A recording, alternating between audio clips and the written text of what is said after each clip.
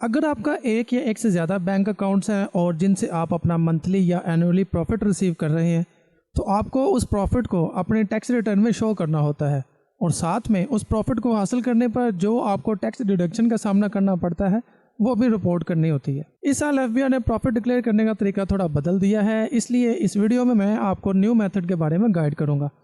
आपने अपने relevant year की टैक्स रिटर्न को यहाँ पे ओपन कर लेना है, यहाँ से इसको कंटिन्यू करना है। इस सिंप्लीफाइड टैक्स रिटर्न फॉर्म से आपने नॉर्मल वाले में जाना है और यहाँ से आपने करना है येस कंटिन्यू, और यहाँ से आप कोई भी हेड चूज़ कर लें। उसके बाद नीचे से येस करें और यहाँ से एक्सेप्ट एंड कंटिन्यू करें।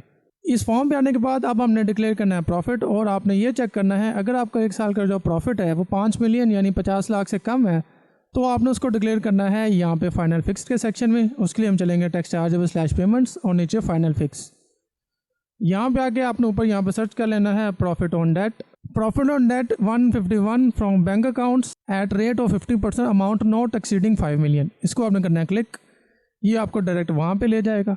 यहाँ पे आपने टोटल रकम बतानी जितना आपको इस साल में प्रॉफिट हुआ है। मिसाल के तौर पर हम कहते हैं आपको 3 लाख हुआ है।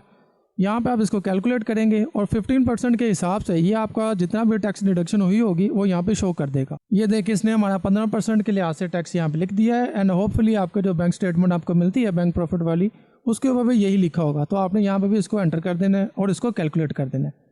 ये एंट्री हो जाएगी आपकी अगर आपका जो बैंक प्रॉफिट है एक साल का वो 5 मिलियन यानी 50 लाख रुपए से कम है। इसके बाद अब हमने देखना है कि अगर आपका प्रॉफिट जो है वो 5 मिलियन से ज़्यादा हुआ है एक साल में यानी 50 लाख से ज़्यादा है, तब उसकी एंट्री कहाँ पे होगी।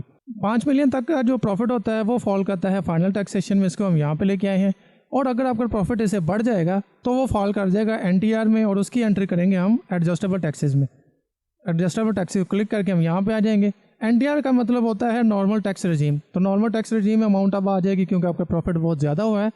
तो उसकी एंट्री के लिए आपने ये ऑप्शन देखे आपके सामने profit on debt 151(1)(b from bank accounts at 15% rate. इसके लिए यहाँ पे आपने पहले सबसे ऊपर अपना बैंक अकाउंट ऐड करना है, जिस बैंक से आपने ये प्रॉफिट हासिल किया जिस अकाउंट से, और नीचे आपने लिख देना है कि आपका वो बैंक अकाउंट कौन सा था।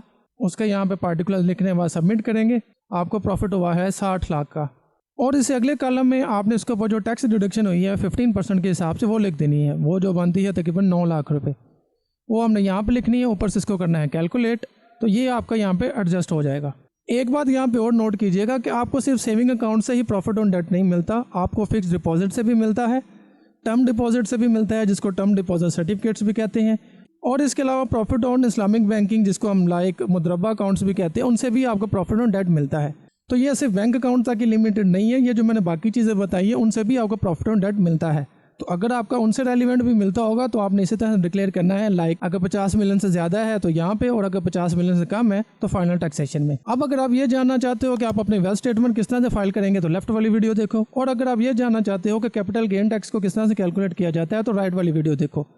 मैं मिलता हूँ आपसे अगली वीडियो के साथ, तब तक के लिए अल्लाह हाफिज़।